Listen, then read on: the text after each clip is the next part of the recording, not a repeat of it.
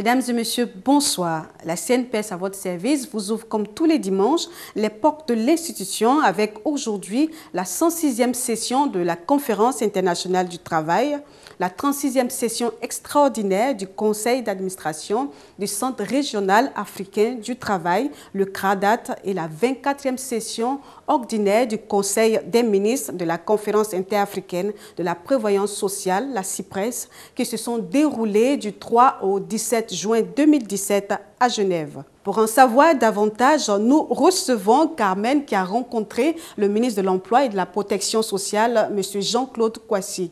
Bonsoir Carmen. Bonsoir Sita. Alors Carmen, la Côte d'Ivoire est rentrée de Genève avec des lauriers. Sita, effectivement, la Côte d'Ivoire a été brillamment élue au conseil d'administration du BIT, le Bureau international du travail. Des 6 pays africains qui ont été élus, elle est arrivée deuxième derrière l'Éthiopie qui l'a devancée d'une seule voix. Ceci étant, la délégation ivoirienne était conduite par le ministre de l'Emploi et de la Protection sociale, M.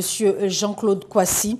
Aussi siégera-t-il désormais au sein de ce conseil pour le compte de la Côte d'Ivoire. Avec les autres membres, il aura la charge d'orienter le budget et la politique du Bureau international du travail en matière bien sûr de travail, d'emploi, de protection sociale et de main-d'œuvre pour les 3 années à venir. Pour le ministre que nous avons rencontré, ce succès obtenu par la Côte d'Ivoire est à mettre à l'actif des diplomates ivoiriens et du travail de fond effectué par le Premier ministre et le Président de la République. Effectivement, la Côte d'Ivoire est administrateur du Bureau international du travail, en se classant d'ailleurs deuxième, juste derrière l'Éthiopie. Nous en sommes très fiers.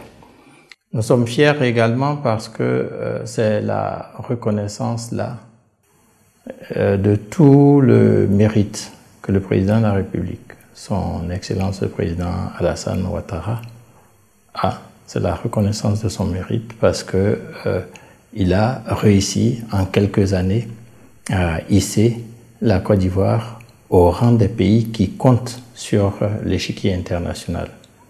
Et il a reçu l'adhésion de plusieurs personnes et de plusieurs cercles à son idée de l'émergence de la Côte d'Ivoire dans un horizon proche, c'est-à-dire à l'horizon 2020. 6 pays africains ont été élus au sein du conseil d'administration du BIT. Permettez que je les cite selon le rang obtenu. L'Éthiopie, la Côte d'Ivoire, le Sénégal, le Lesotho, la Mauritanie et le Tchad. Carmen, pouvez-vous nous dire quelques mots sur l'OIT?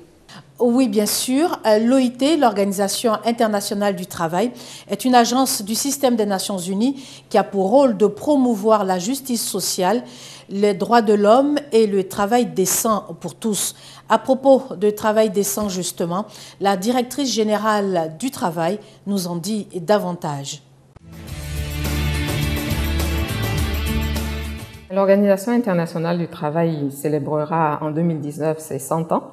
À la 106e session qui s'est tenue cette année, il a été question de penser cet avenir du travail, donc de le construire à travers les réflexions qui sont menées.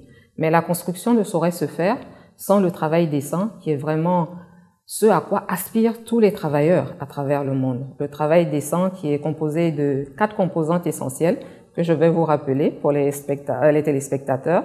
Il s'agit donc de l'application des normes du travail, des règles en matière de travail.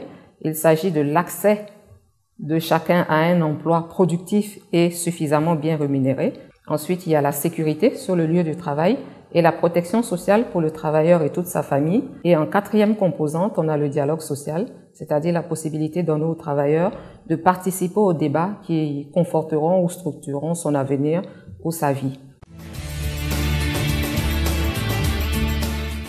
La Côte d'Ivoire, nous l'avons dit, est pour les 3 prochaines années membre du conseil d'administration du BIT. Alors la question qu'on a amenée à se poser est de savoir quel rôle jouera la Côte d'Ivoire.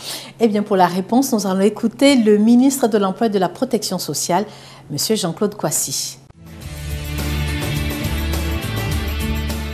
Au sein du conseil d'administration, la Côte d'Ivoire s'est vue assigner 3 rôles précis.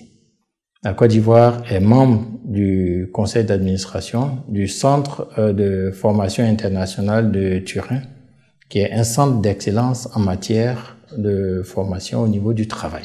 Mais la Côte d'Ivoire est également porte-parole des pays africains pour l'élaboration des politiques et des programmes qui vont être mis en œuvre au sein du BIT. Et puis, la Côte d'Ivoire est porte-parole également du groupe africain par rapport aux questions de coopération internationale au sein du BIT. Carmen, que peut espérer la Côte d'Ivoire? Beaucoup d'espoir, surtout pour le monde du travail, le monde de la protection sociale et le monde de la main-d'œuvre. Nous pouvons espérer déjà avoir des cadres mieux formés, parce que le centre de formation internationale de Turin est un centre d'excellence qui va nous permettre de mieux former nos administrateurs du travail, nos inspecteurs du travail, et de leur donner la possibilité de côtoyer les meilleurs exemples qui ont cours dans le monde en matière de travail et de protection sociale. Nous avons également la possibilité de mieux promouvoir l'emploi en Côte d'Ivoire grâce à tout ce que le conseil d'administration va nous apporter. Et puis ça va nous donner surtout l'occasion de défendre l'Afrique, les intérêts de l'Afrique au sein du conseil d'administration du Bureau international du travail, parce que au-delà d'être membre du conseil d'administration, comme je le disais tout à l'heure, nous sommes aussi porte-parole du groupe africain pour la coopération internationale, porte-parole pour les questions de politique, de programme et de budget, et membre donc du centre de Turin. Carmen, il faut également préciser que la délégation ivoirienne à Genève a également participé de façon active aux travaux de la CIPRES, la conférence interafricaine de la prévoyance sociale. Effectivement, c'était la 24e session ordinaire du Conseil des ministres de la CIPRES. Le ministre ivoirien de l'Emploi et de la Protection sociale a pu constater la très bonne santé et le dynamisme de la CIPRES qui nourrit de grandes ambitions pour les États africains. Le constat que je vais faire, c'est que la CIPRES se porte bien et contribue véritablement à relever le niveau et la qualité du fonctionnement et des prestations de ses membres.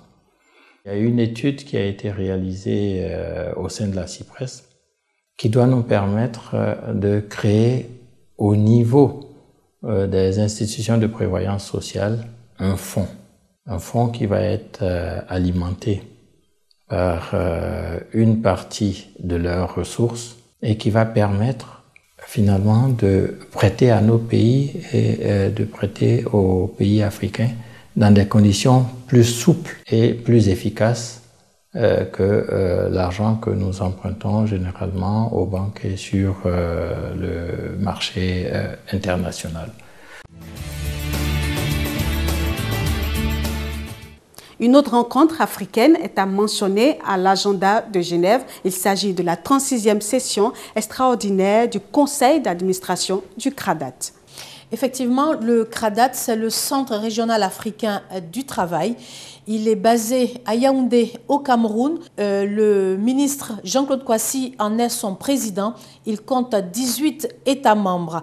Écoutons tour à tour la directrice générale du travail qui donne les missions du CRADAT et le ministre de tutelle qui dessine sa vision.